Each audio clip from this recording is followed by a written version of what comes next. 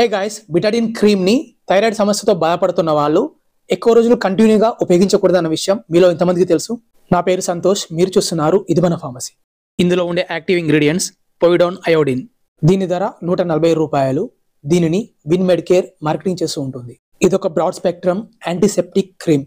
దీనిని శరీరంపై వచ్చే bacterial, viral, fungal, even protozoal infection ని కూడా తగ్గించేందుకు, తర్వాత ఈ ఇన్ఫెక్షన్స్ రాకుండా ఉండేందుకు కూడా ఈ క్రీమ్ ని అయితే ఉపయోగిస్తుంటారు. దీని యొక్క ఉపయోగాలను మనం గమనించినట్లయితే, కట్స్ లేదా స్క్రాచెస్ లాంటి మైనర్ వూండ్స్ అయినప్పుడు ఇన్ఫెక్షన్ అవ్వకుండా ఉండేందుకు, మైనర్ బర్న్ ఇంజరీస్ అయినప్పుడు గాయం త్వరగా మానేందుకు, ఇంకా వృద్ధులు లేదా రోగులు మంచంపై ఎక్కువ రోజులు పడుకోవడం వల్ల వచ్చే బెడ్ సోర్ అనే పుండును తగ్గించేందుకు, ఈ మెడిసిన్ వాడిన రోజులు మాత్రమే, అదైనా చాలా తక్కువ మందిలో మాత్రమే ఈ సైడ్ ఎఫెక్ట్స్ ని మనం గమనించవచ్చు. దీనిని రాసిన చోట మంట మండినట్టుగా ఉండడం, మరియు దీనిని అప్లై చేసిన చోట రెడ్నెస్ మరియు డ్రైనెస్ ఉండడం, గర్భవతిగా ఉన్న లేదా పిల్లలకు పాలిస్తున్న మరియు థైరాయిడ్ ప్రాబ్లంతో బాధపడుతున్నా కూడా డాక్టర్ గారి అడ్వైస్ లేకుండా ఉపయోగించకూడదు.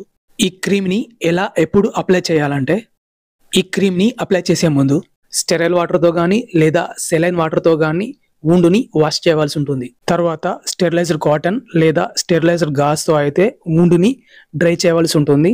తర్వాత ఈ క్రీమ్ ఎంత అవసరమో అంత ఒక థిన్ లేయర్ లాగా అప్లై చేయవలసి ఉంటుంది. ఈ విధంగా రోజుకు ఒకసారి లేదా రోజుకు 2 సార్లు కొన్ని రోజుల వరకు అయితే అప్లై చేసి మానేయవలసి ఉంటుంది.